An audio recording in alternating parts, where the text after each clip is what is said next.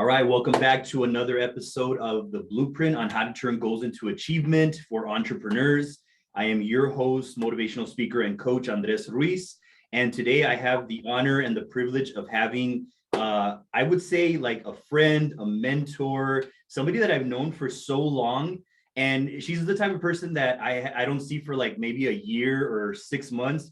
And then I talk to her and it's like we haven't talked like in a day. So she is an amazing person, entrepreneur. I mean, just overall great mom, great wife, overall just a great human being. And her name is Aleta Reynolds.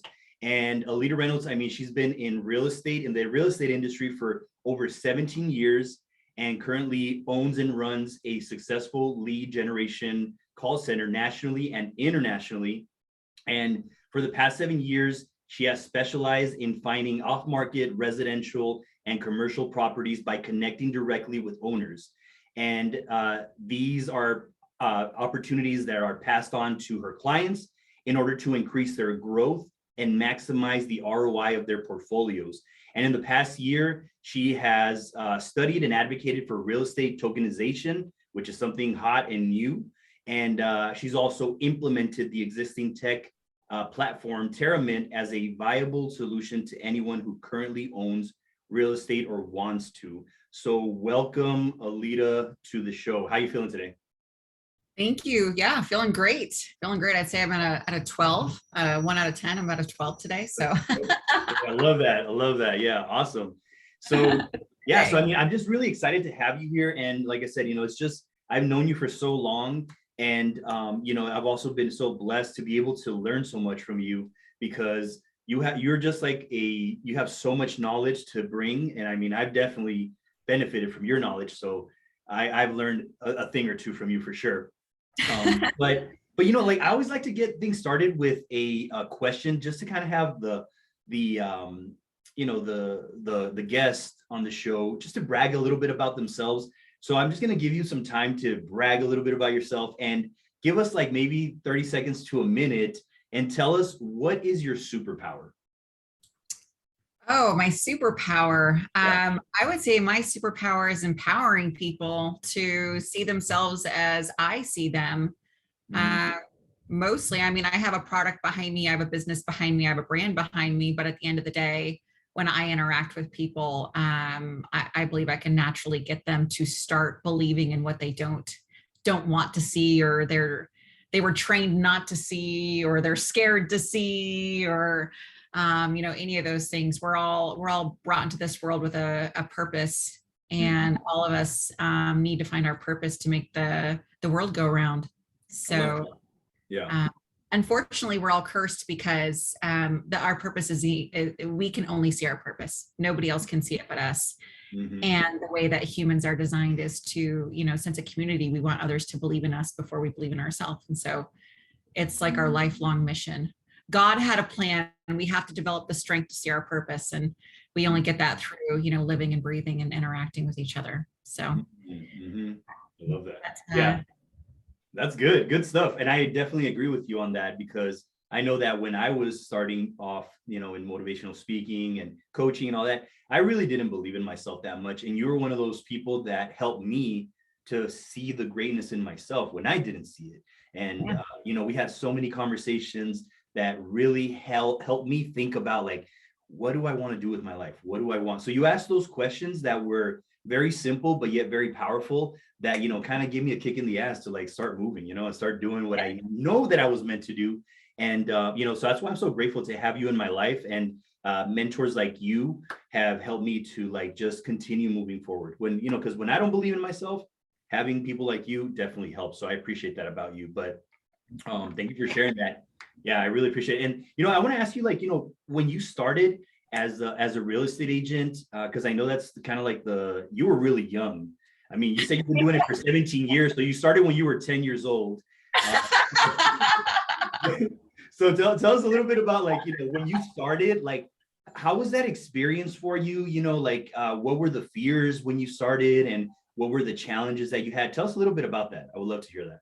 Yes, so I was 10 years old, door knocking. No, actually, when I was 10 years old, I was door knocking to see who would want me to walk their pet and clean up their yard. And because I was trying to get money for paying for shoes for sports or Wow. equipment for gymnastics or something like that. I was raised in poverty, and we didn't have the money. And, that was a big topic in our household, is just being short on money. And I thought, well, how can I get more money? And I'm like, well, maybe somebody will pay me to do something. And, that's where that all started, for just being an entrepreneur. But then when I met my dad, when I was 14, 15, I realized that I'm a third, fourth, fifth generation entrepreneur. It runs really deep in our bloodline. So, but being raised with my grandmother in Alaska, they were not entrepreneurial. They were very much, my mother's side of the family was very much go to college, get a degree, work the same job for the rest of your life, and get fired before you can retire. Yeah. My mom's side of the family, but my dad's side of the family was all entrepreneurs. So, but real estate for me started when I was 18. I bought my first house shortly after graduating high school. I graduated high school early. I graduated when I was 17 with an associate's. I finished going through night school at a community college to get my my diploma. And I already had my own place. I was already on my own, and I bought my own house, and because I graduated with income. And I thought, wow, you got paid that to do that.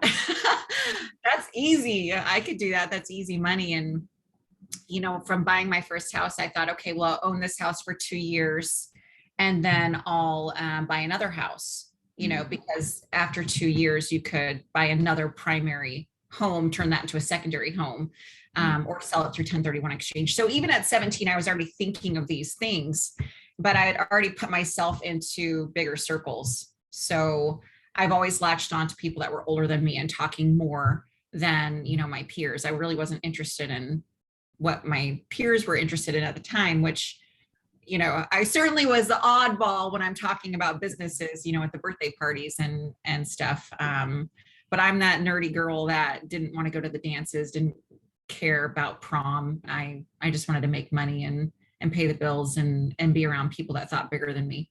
So I was always a bit unusual, but I got my real estate license, and really by default, I graduated as a salutatorian in my class. I was offered 3 scholarships that I couldn't take because I didn't have a parental signature, and I was 17 at the time. So I couldn't take them, and it would be a year before I could, and the scholarships expire 6 months after, you graduate. So I since went back to school after my grandmother died, after I had my first son, but from 18 until, through there, I've had my real estate license for quite a few states too. Wow, that's amazing. And tell us a little bit about, like, because you at such an early age got the idea of, like, let me connect with these people who are thinking bigger, who want bigger and greater goals. And I can imagine, the people that, that were your age, they were just probably thinking about what I was thinking about back then, drinking, sex, alcohol, all that stuff, and you were that oddball, but really you were the smart ball. I mean, I don't know if that makes sense, but you were smart. And so tell us about, like, how much that impacted your life, and the way, also talk about how the way that you saw money, because you say, oh, this is easy. Not a lot of people have that mindset. So, like, just to the audience that's listening, that is having challenges with those money blocks of, like, oh, for you, it was like, oh, you're 18. Oh, this is easy. But 17, my God. Like, so just think about you in that mindset. Like, how were you able to attain that mindset? You did describe the people that you hung out with, but how did those people impact you? And maybe just, if you want to give a shout out to some people that helped you, we'd love to hear that as well. Yeah, absolutely. So number one, if you're struggling with money mindset, get with Andreas, because, you have to overcome that to even get to where you want to go. You have to tell the world what you're worth, and you have to name your price, because it will give you what you're asking it for, by the way. I just want to get that out there for another video. But I think that by really, I latched on my grandmother after my mom passed away, and I spent a lot of time with her. And through those conversations of her, I overheard her on the phone. I overheard her with my aunts and uncles. I overheard her with her employer, and the constant struggle was money. The interesting thing is that my grandmother came from money. Her dad, my great grandfather, was the last governor before Alaska became a state. And we owned almost all of Juneau. Alaska. So we came from money. We had a lot of money. And then as she became an adult and her parents passed on and she was making decisions, she made really bad decisions with money. And we ended up back in poverty. Also, she had divorces and stuff like that. But anyway, if you don't learn about money and how money is a tool, it will handicap you. Not only do you need to learn how to make money, but you need to learn how to use your money to save money and have money make money. And I knew from an early age that money would solve our problems. And at 10 years old, I didn't second guess making money. So I think that as I became an adult, I didn't question making money. I was already making money. And when I was 15 and I started my own web building business, I put a price to it. I went to my dad, I went online and I saw what other people were charging and I charged a little bit more. So I think that by me being raised in an environment where money solved our problems and I'm a problem solver, I didn't second guess it on being able to make money. And I think that mindset carried on through life where if I wake up every morning and I tell myself money flows freely to me, I bring value, I deserve what I'm worth, and I put a price to it, and then I live up to it. I naturally want to help people. I naturally want to solve their problems. So if I put a price to that and I say I'm worthy of this, I don't even question it. I don't question my worth when it comes to money. I will say that I give a lot of time away for free. I'm very giving, I'm very generous, but when it comes to this is what I get paid for, it is what it is. I don't second guess it. I love that. Tell me how much, like, you said something very key, because I was, excuse me, I was listening to T. Harv Eckert's The Secrets of the Millionaire Mindset. I think that's what it's called. But I was listening to it and he said something about the declaration, the power of declaring what it is that you want. So I know that you mentioned something very briefly, but I want you to kind of go in depth into that of where did you learn this from, and how has it impacted your life of just declaring? You said money flows to me.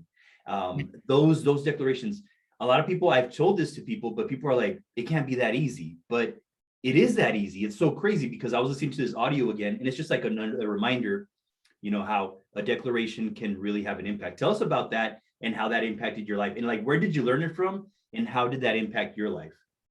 Yeah, so I learned it from the first man that believed in me, and that's Tony Robbins. Godfather of mindset coaching. I was introduced to him shortly after I got my real estate license. The first real team that I hung my license with, they were very much into Tony Robbins and Jim Rohn and Zig Ziglar and all the greats, right? And it was a constant part of our daily mindset meetings. So my first team leader had daily mindset meetings, and I latched on to Tony Robbins. He absolutely taught me almost, I think, the foundation of how I'm able to grow, how I'm able to get through the dark.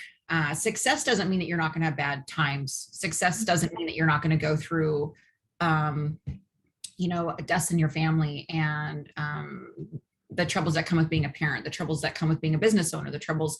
I mean, for gosh sakes, I'm going through a federal lawsuit right now by two people that used to work for me. And I've achieved a lot of success. I've helped a lot of people. That doesn't mean that I'm an exception to life, right? So there's going to be good and bad no matter what. We have our yins and our yangs, but when the standard of your life is your core beliefs, if money is important to you, money has to be one of them. Money has to be one of your core beliefs, and it comes with believing that you're worth it. Now, I know that I am the hardest working person in the room. I know that no matter what room I'm in, I will strive to bring the most value, help the most people.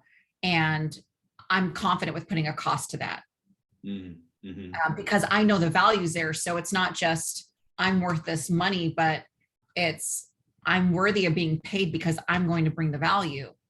I care about the value and I put a price to it. So I think that if you don't do that, you can make money once or twice, but to sustain money growth, I think that you have to put your value proposition to that, and it has to be a part of your core. Yeah, I love that. Yeah. One and done. Yeah. No, yeah, it's just consistency. And I Yeah. think Tony Robbins talks about the consistency. Yeah. And you kind of mentioned a little bit of like some challenges that you're currently facing right now, and thank you for being so real about that. But what would you say are some challenges that people will go through when they start their own business? And how would you say, like, if you were to give somebody like 2 to 3 powerful tips to help them overcome those challenges, what would those tips be? Well, first of all, have the conviction to not give up on yourself. You have to go through your brick walls to grow.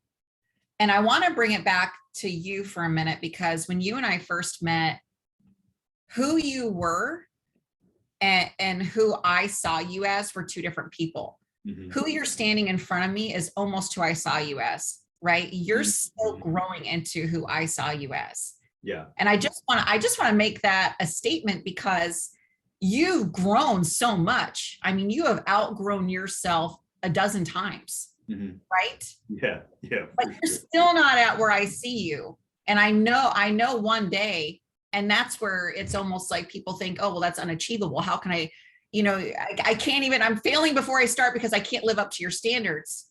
And no, you have to go through all of that growth. You have to say goodbye to your former self dozens of times. Oh yeah. Yeah. And the only way you're going to do that is to get through your brick walls. And it's hard. It's hard because let's say that anybody who's listening starts a company when they're already married and have children.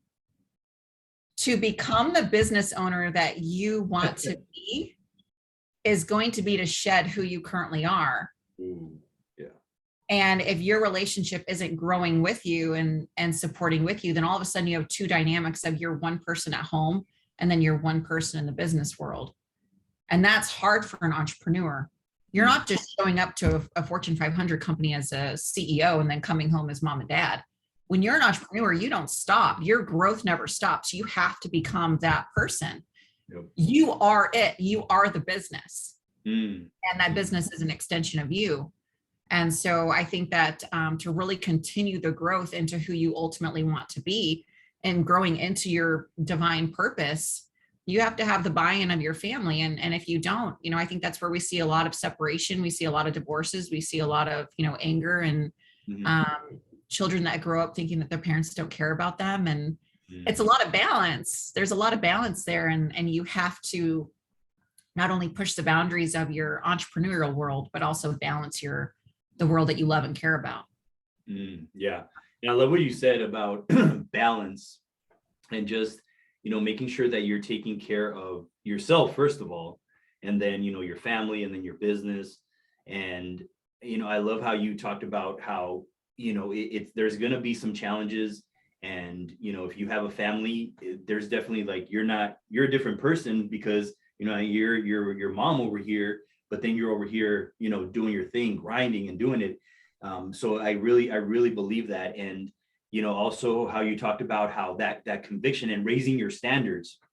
Like I remember with you, like I remember at one time talking to you and asking you, hey, I want to give a presentation to your team, but I need to get paid for it. And I told you I need like 20 paid speeches. And I told you, you can just pay me $1, like as long as it's a paid speech. And then you showed me a great lesson there where you said, just want to let you know that life will give you what you ask of it. So here's your $1. And then you told me, I would have probably paid you like 50, maybe $100 for this, but here's your $1.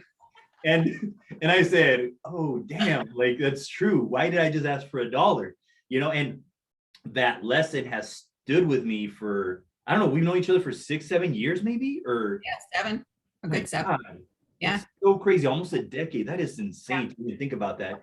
8 years since because I originally started my call centers in Scottsdale and then moved to Tucson at the market center there. And then when you and I met, I was, well, I don't know if I was still pregnant or if I just had my son. Yeah. But wow. Yeah. So I'm not gonna remember.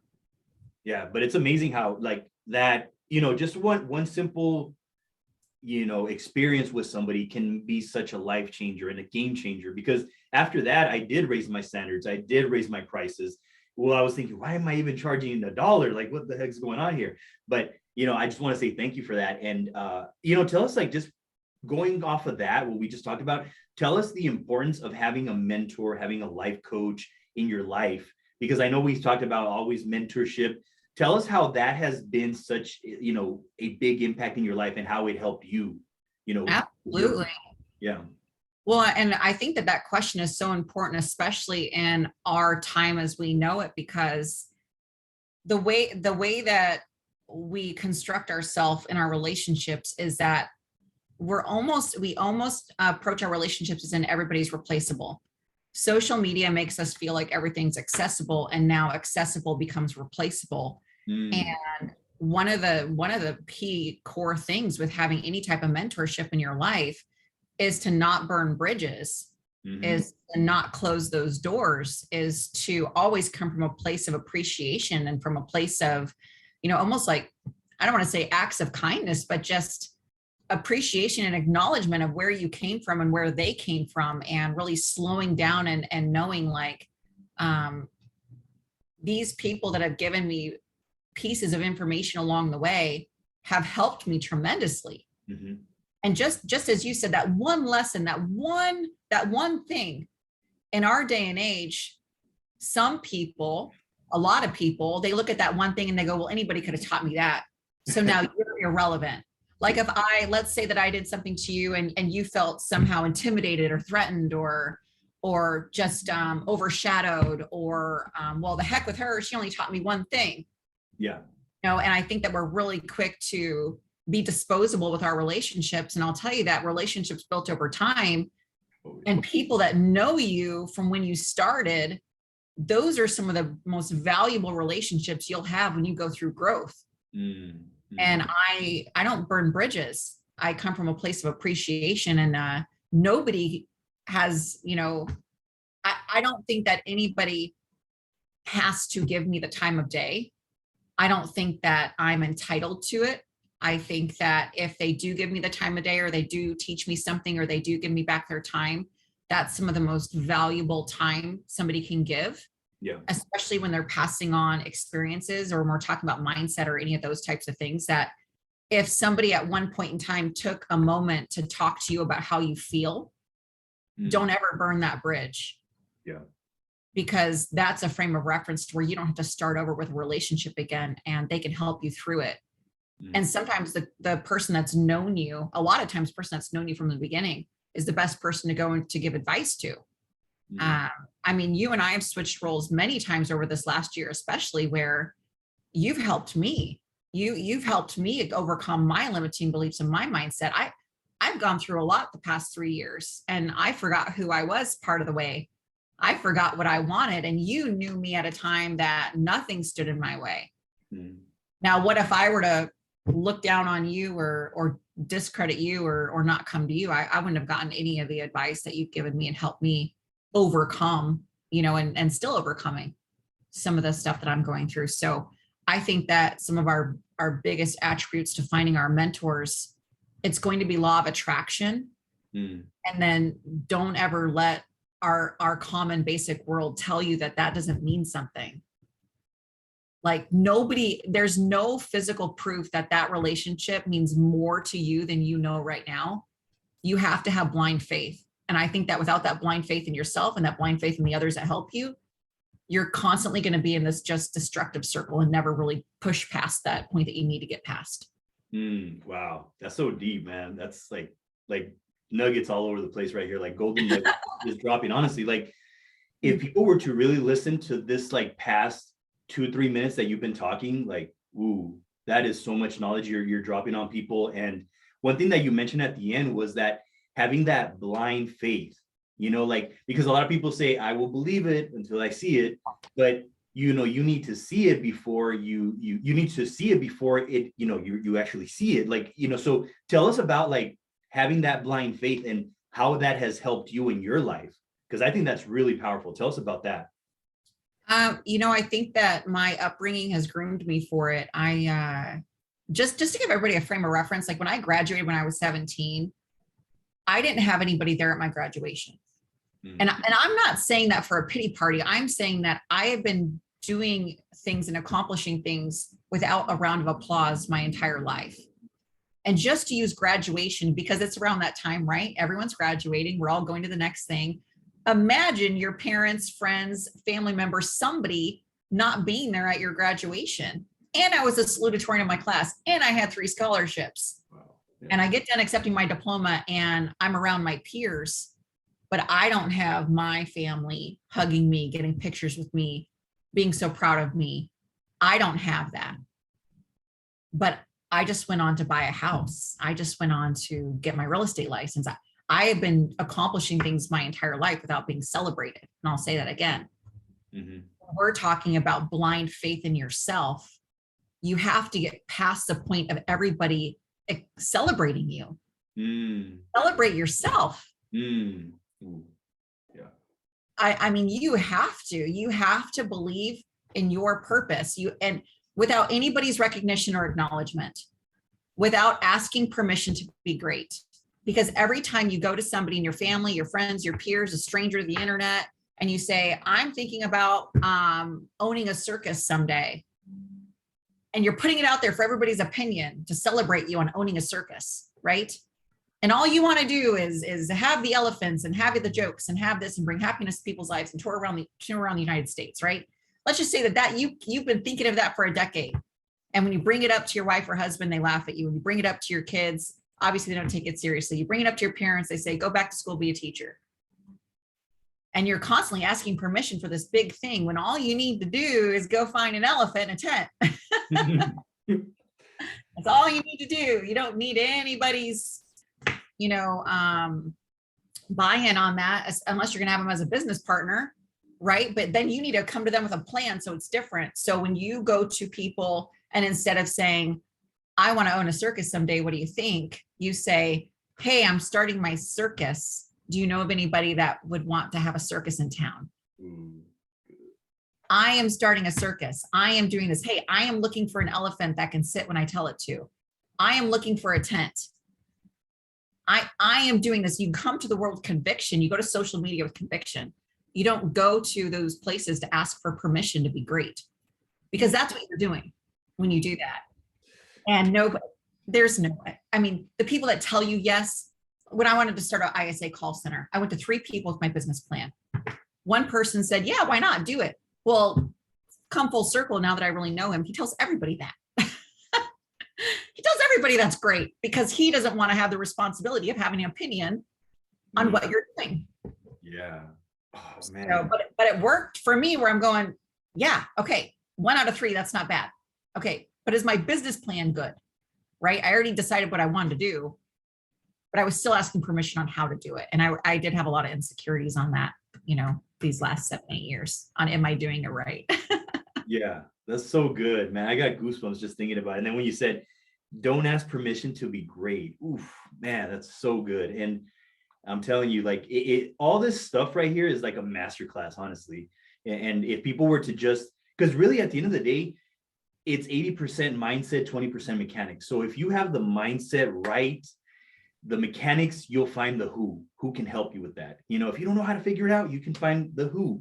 And yeah, you will. Yeah. And I mean, Aleta's perfect example. She is like very resourceful, and she got it from her, from her uncle, Tony, Tony Robbins. And and he's my uncle too, but he doesn't know.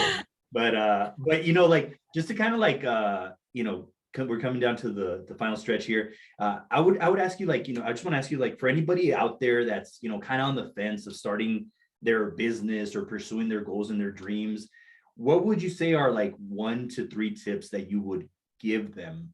If you could just you can only give them 3 tips, what would those tips be?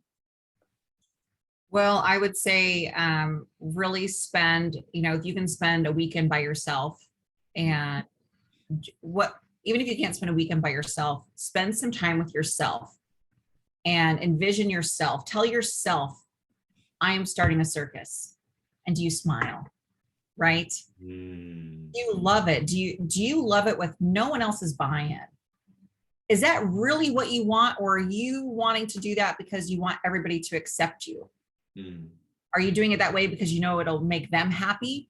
Or are you doing it that way because it's what you can't go a day without thinking about?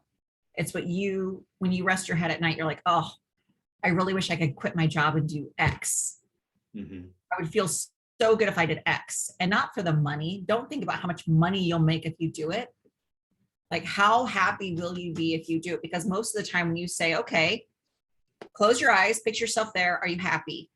And if they go, well, I'm happy with the money in my bank account. Well, no, that's not what I asked you. Because if your calling is to help animals, I'll just use another analogy. And you want to be a veterinarian and you want to open up your own veterinarian shop. Okay. Close your eyes and picture yourself as a veterinarian. Are you smiling because you're helping all these animals? Or are you smiling because you're cash flowing like crazy and charging $50 for a nail appointment, every time they bring their dogs in? Because any dream that you love, you can put money to it. Mm-hmm. Mm-hmm. You can make money doing anything. Yeah. Yeah. Quite literally everything, anything. So start with happiness, because the happiness is going to get you through the bad times. Mm-hmm. You feel happy doing it. I love dialing. I am the happiest when I dial. I can have a bad day and go dial. What does that mean? It means that I can have a bad day and still make money and grow my company, because I love what I do. Yeah.